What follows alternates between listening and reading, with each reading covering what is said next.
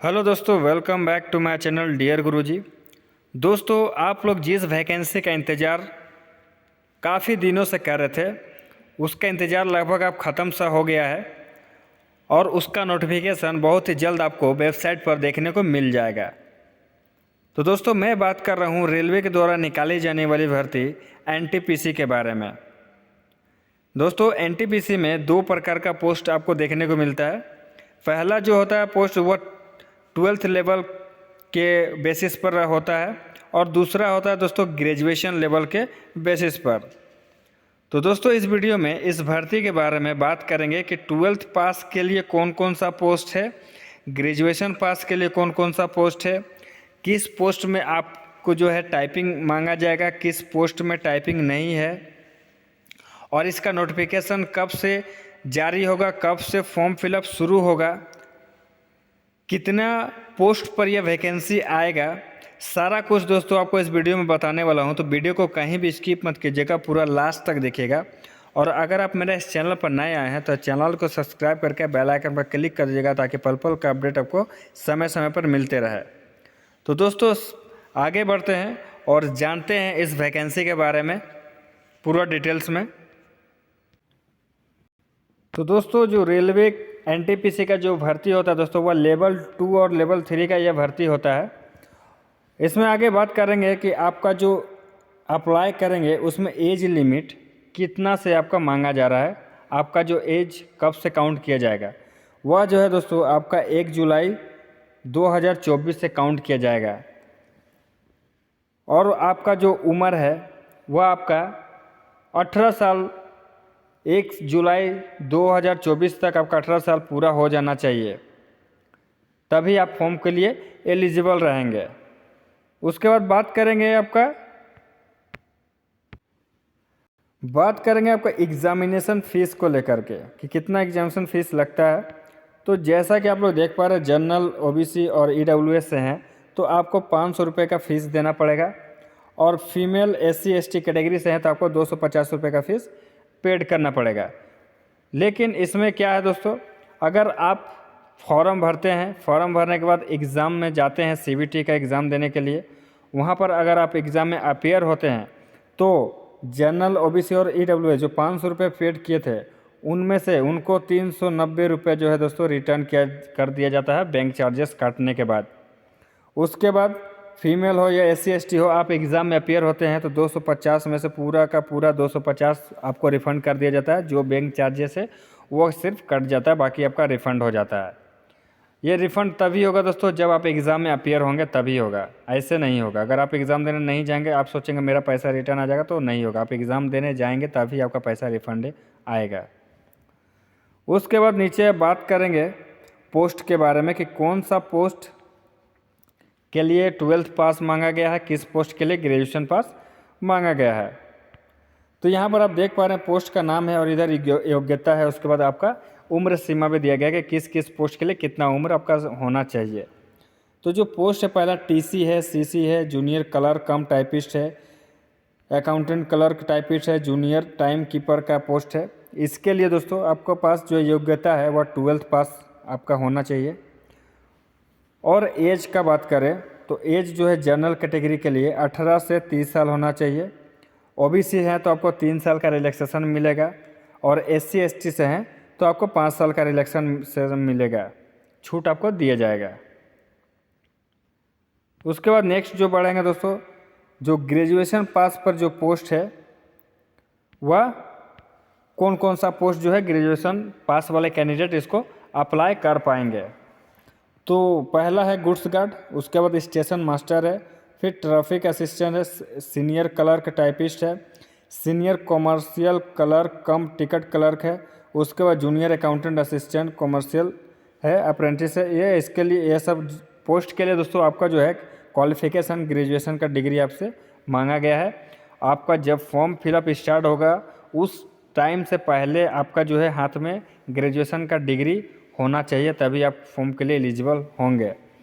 आप अगर तैयारी कर रहे हैं या फाइनल ईयर में है, लास्ट ईयर में है, तो आप इस फॉर्म को नहीं भर पाएंगे। आपका फाइनली पूरा तरह से ग्रेजुएशन का डिग्री कंप्लीट होना चाहिए, हाथ में आपका सर्टिफिकेट होना चाहिए, तभी आप फॉर्म के लिए एलिजिबल रहेंगे।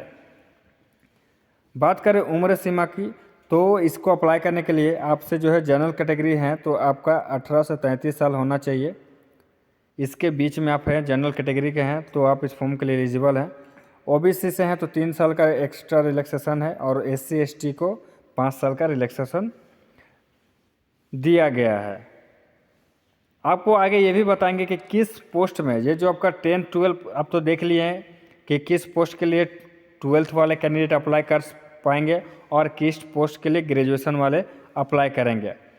अब इसमें यह भी है दोस्तों कि किस किस पोस्ट में आपसे जो है टाइपिंग मांगा गया है, और किस पोस्ट में ओनली आपका जो एग्ज़ाम होगा, और उसके बाद फिर आपका जो प्रोसेस है का वो होगा, टाइपिंग आपका उसमें नहीं है।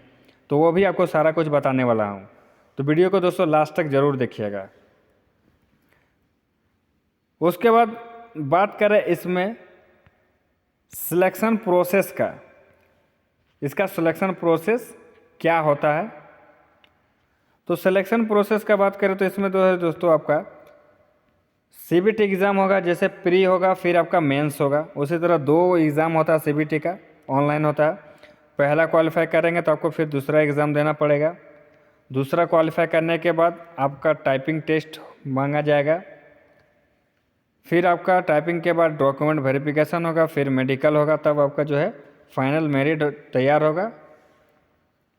तो ये दोस्तों आपका टोटल 5 स्टेज में इसका सिलेक्शन प्रोसेस होगा दोस्तों। बहुत से पोस्ट ऐसे हैं जिसमें आपका जो है टाइपिंग नहीं होगा, तो यह 4 स्टेप में ही आपका कुछ कुछ पोस्ट में सिलेक्शन हो जाएगा, और कुछ कुछ ऐसा पोस्ट है जिसमें आपका टोटल 5 स्टेज में आपका सिलेक्शन होगा। बात करेंगे आपका जो CBT 1 एग्ज़ाम होगा उसमें क्या क्या सिलेबस रहेगा और कितने क्या उसका जो है पैटर्न है, एग्ज़ाम पैटर्न क्या रहने वाला है। तो CBT 1 का जो एग्ज़ाम पैटर्न है दोस्तों, वह आपका जीके से 40 क्वेश्चन रहेगा, रीजनिंग से 30 क्वेश्चन रहेगा, और मैथ से 30 क्वेश्चन रहेगा। टोटल आपका जो है दोस्तों 100 क्वेश्चन रहेगा। आपको 90 मिनट का समय दिया जाएगा। और इसमें जो नेगेटिव मार्किंग की बात करें दोस्तों, 1/3 नेगेटिव मार्किंग है, यानी कि 0.33 का आपका जो है नेगेटिव मार्किंग है इसमें। CBT 1 क्वालिफाई करने के बाद आपको दोस्तों CBT 2 के लिए बुलाया जाएगा। CBT 2 का क्या है दोस्तों, इसमें आपका जीके जो है आपका 50 नंबर का हो जाएगा, रीजनिंग आपका 35 नंबर का हो जाएगा, और मैथ 35 नंबर का हो जाएगा। टोटल आपका जो है दोस्तों इसमें 120 नंबर का जो है आपका एग्ज़ाम होगा। 120 क्वेश्चन रहेगा, 120 नंबर का एग्ज़ाम होगा, जिसमें आपका समय जो है दोस्तों सेम 90 मिनट का 1.5 घंटे का आपको समय दिया जाएगा। और नेगेटिव मार्किंग सेम है, 1/3 का नेगेटिव मार्किंग। आप एक गलत क्वेश्चन करेंगे तो 1/3 आपका नेगेटिव मार्किंग होगा। इसके बाद CBT 2 क्वालिफाई करने के बाद फिर आपका जो है, जो आपका जिस पोस्ट में टाइपिंग होगा उसमें आपका जो है टाइपिंग टेस्ट करवाया जाएगा। तो टाइपिंग टेस्ट में क्या होगा दोस्तों, अगर आप हिंदी में टाइप करेंगे तो आपका जो स्पीड है वह 30 वर्ड पर मिनट होना चाहिए हिंदी के लिए। और अगर आप इंग्लिश में टाइपिंग करते हैं तो इंग्लिश के लिए जो है दोस्तों आपका 35 वर्ड पर मिनट इंग्लिश के लिए होना चाहिए दोस्तों स्पीड।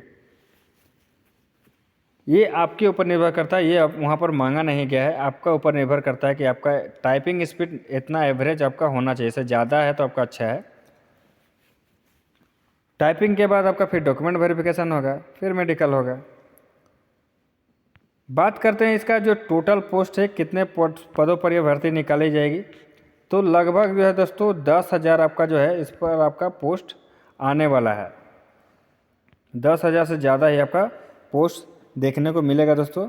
तो इसका जो है तैयारी में आप अभी से ही लग जाइए, क्योंकि ज़्यादा समय नहीं है। और इसका कब तक नोटिफिकेशन जारी होगा, तो जो नोटिफिकेशन का डेट है दोस्तों वह आपका जुलाई, जैसा कि आपने कैलेंडर रेलवे के द्वारा जो कैलेंडर जारी किया गया है उसमें क्लियर बोल दिया गया कि आपका जो नोटिफिकेशन है वह आपका जुलाई से अगस्त महीने के आसपास आपका जो है नोटिफिकेशन रिलीज कर दिया जाएगा। और उसी टाइम से ही जो है दोस्तों आपका फॉर्म फिलअप भी शुरू हो जाएगा। क्लियर आपका वहाँ कैलेंडर में बोल दिया गया है। और वो आपने जैसा कि उससे पहले जैसा कि आपका टेक्नीशियन का डेट जो दिया गया था, उसके बाद एएलपी का जो डेट था सेम जैसा कैलेंडर में बोला गया था वैसा ही सेम स्टेज में दोस्तों रेलवे ने नोटिफिकेशन जारी किया, फॉर्म फिलअप हो गया है वो सब का। उसी तरह आपका जो है जो एनटीपीसी का है उसका भी सेम आपका जैसा बोला गया है कि जुलाई से अगस्त या सितंबर के बीच में जो है दोस्तों इसका नोटिफिकेशन जारी किया जाएगा और उसी टाइम से जो है आपका फॉर्म फिलअप भी स्टार्ट हो जाएगा। दोस्तों नेक्स्ट आपको बताएंगे कि किस किस पोस्ट के लिए आपसे टाइपिंग टेस्ट मांगा जाएगा, किस किस पोस्ट के लिए टाइपिंग टेस्ट नहीं मांगा जाएगा। तो दोस्तों यहाँ पर आपका पूरा लिस्ट दिया गया है कि किस किस पोस्ट में टाइपिंग है, किस किस पोस्ट में टाइपिंग नहीं है। टोटल आप देखेंगे तो 13 तरह का पोस्ट है दोस्तों, जिसमें आपका जो है सारा डिटेल्स दिया गया है पोस्ट वाइज। यहाँ पर पहला देख पा रहे हैं जूनियर क्लर्क कम टाइपिस्ट लेवल 2 का भर्ती है दोस्तों, इसमें आपका जो है टाइपिंग स्किल टेस्ट आपका है। उसके बाद अकाउंटेंट क्लर्क कम टाइपिस्ट, इसमें भी आपका टाइपिंग है। उसके बाद जूनियर टाइम कीपर, इसमें भी आपका टाइपिंग स्किल टेस्ट लिया जाएगा। तो इस पोस्ट के लिए आप अप्लाई करेंगे तो आपको टाइपिंग टेस्ट भी देना पड़ेगा। CBT 1 CBT 2 के बाद टाइपिंग टेस्ट के लिए आपको बुलाया जाएगा। उसके बाद चौथा नंबर में दोस्तों ट्रेन क्लर्क, इसमें आपका टाइपिंग टेस्ट नहीं है, आप यहाँ पर देख पा रहे हैं। उसके बाद आपका इसमें ये आप अप्लाई कर सकते हैं, अगर आप टाइपिंग टेस्ट वाला पोस्ट को नहीं भरेंगे तो आप ट्रेन क्लर्क का पोस्ट जिसको TC बोलते हैं उसके लिए अप्लाई कर सकते हैं आप। उसके बाद ऑप्शन है कॉमर्शियल कम टिकट क्लर्क, जो लेवल 3 का भर्ती है दोस्तों, इसमें भी आपका जो है टाइपिंग नहीं है, तो इसके लिए भी आप अप्लाई कर सकते हैं। चौथा है ट्रैफिक असिस्टेंट, इसमें जो है दोस्तों आपका टाइपिंग नहीं है, लेकिन टाइपिंग के अलावा जो एक एग्ज़ाम होता है कंप्यूटर बेस्ड एप्टीट्यूड टेस्ट जिसको साइको बोलते हैं, वो आपसे यहाँ पर करवाया जाएगा दोस्तों। गुड्स गार्ड के लिए भी अगर आप अप्लाई करेंगे तो इसमें भी आपसे जो है टाइपिंग नहीं मांगा गया है। सीनियर कॉमर्शियल कम टिकट क्लर्क, इसमें भी आपका टाइपिंग टेस्ट नहीं मांगा गया है दोस्तों। उसके बाद आपका जो सीनियर क्लर्क कम टाइपिस्ट, इसमें टाइपिंग स्किल टेस्ट मांगा गया है। फिर जूनियर अकाउंटेंट असिस्टेंट कम टाइपिस्ट, इसमें भी टाइपिंग स्किल टेस्ट मांगा गया है। उसके बाद है सीनियर टाइम कीपर, इसमें भी टाइपिंग स्किल टेस्ट मांगा गया दोस्तों। उसके बाद 12वां नंबर जो पोस्ट है कॉमर्शियल अप्रेंटिस, इसमें आपका जो है टाइपिंग टेस्ट नहीं है। और 13 नंबर में स्टेशन मास्टर, जिसमें इसमें भी टाइपिंग टेस्ट नहीं है, लेकिन टाइपिंग की जगह पर आपका कंप्यूटर बेस्ड एप्टीट्यूड टेस्ट आपसे करवाया जाएगा दोस्तों। ये था दोस्तों पूरा पोस्ट वाइज, मैंने आपको पूरा डिटेल्स में जानकारी दे दिया कि किस पोस्ट में आपसे टाइपिंग टेस्ट मांगा गया है, किस पोस्ट में टाइपिंग टेस्ट नहीं मांगा गया है। उसके बाद ये भी मैंने बता दिया कि किस पोस्ट के लिए आप 12th पास हैं तो अप्लाई कर सकते हैं, और किस पोस्ट के लिए आपने ग्रेजुएशन कंप्लीट किया है। तो आप जो कैंडिडेट ग्रेजुएशन कंप्लीट कर लिए हैं वो तो सभी पोस्ट के लिए एलिजिबल रहेंगे, लेकिन जो कैंडिडेट ओनली 12th पास किए हैं और वो कैंडिडेट के लिए कौन कौन सा पोस्ट है वो भी मैंने आपको यहाँ इस वीडियो में क्लियर कर दिया हूँ। तो दोस्तों इस वीडियो के माध्यम से इतना इन्फॉर्मेशन देना था। मिलते हैं नेक्स्ट वीडियो में, तब तक के लिए धन्यवाद।